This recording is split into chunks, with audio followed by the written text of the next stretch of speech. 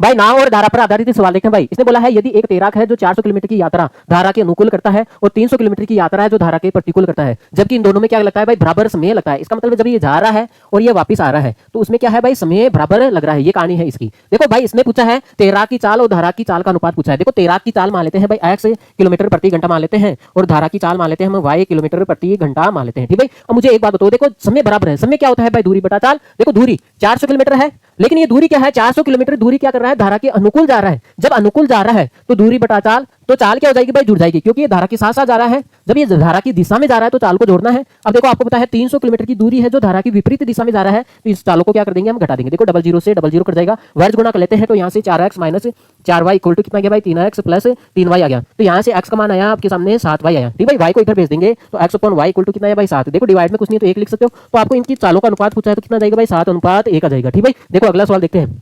इसने बोला है एक तैराक है जो एक निश्चित दूरी को धारा के प्रतिकूल 8 से 4/5 घंटे में तय करता है, जबकि ये समान दूरी को धारा के अनुकूल तय करने में 4 घंटे का समय लगता है। इसका मतलब दूरी समान है। जब ये जाता है और जब ये वापस आता है तो ये दूरी क्या है भाई, समान है। ठीक भाई, d1 और d2 क्या हो गया भाई, बराबर हो गया। तो आपसे तैराक की चाल और धारा की चाल का अनुपात, देखो तैराक की चाल मान लेते हैं भाई x किलोमीटर प्रति घंटा मान लेते हैं और स्ट्रीम की चाल मतलब धारा की चाल y किलोमीटर प्रति घंटा मान लेते हैं। देखो दूरी बराबर है तो दूरी क्या होता है आपको पता होना चाहिए भाई, चाल इंटू समय। ठीक भाई, अब देखो कितना है, देखो चाल चाल कितनी है भाई, मुझे एक बात बताओ, ये प्रतिकूल जा रहा है। प्रतिकूल का मतलब क्या हो गया भाई, इन दोनों को घटाओगे भाई, धारा की विपरीत दिशा में जा रहा है तो दोनों को घटाओगे। प्रतिकूल जाने में कितना समय लगा है भाई आपके सामने भाई, 8 से 4/5। ठीक भाई, ये घंटे लगा है तो ये कितना गया आपके सामने, देखो आपको सरल बीन में बदलो तो ये आ गया आपके सामने भाई 44/5 घंटा लग गया। तो इधर देखो हम यहाँ पे है भाई समान दूरी है, दूरी समान है, लेकिन चाल क्या हो जाएगी, आप देखो ये धारा के अनुकूल जा रहा है, अनुकूल जा रहा है तो चाल क्या हो जाएगी भाई आपके सामने भाई, जुड़ जाएगी। और कितने घंटे में जा रहा है भाई, 4 घंटे में जा रहा है। देखो ये 4 से पूरा पूरा 11 बार कट गया। ठीक भाई, यहाँ से वर्ग गुणा कर लेते हैं तो ये 11x minus 11y equal to कितना, यहाँ देखो 5 को उधर भेज देते हैं, 5x प्लस कितना है आपके सामने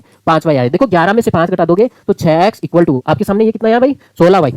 देखो ये 2 से कट रहा है तो ये हो गया 3 और ये हो गया 8। तो x अनुपात y पूछा है, x अपॉन y तो कितना जाएगा भाई, 8 अपॉन कितना गया भाई, 3 आ गया। तो आपको दोनों का अनुपात पूछा है तो कितना जाएगा भाई, 8:3 आ जाएगा। ठीक भाई, देखो एक और सवाल करते हैं हम यहाँ पे। देखो एक नाव है जो एक निश्चित दूरी धारा के अनुकूल, ठीक भाई, धारा के अनुकूल जा रही है।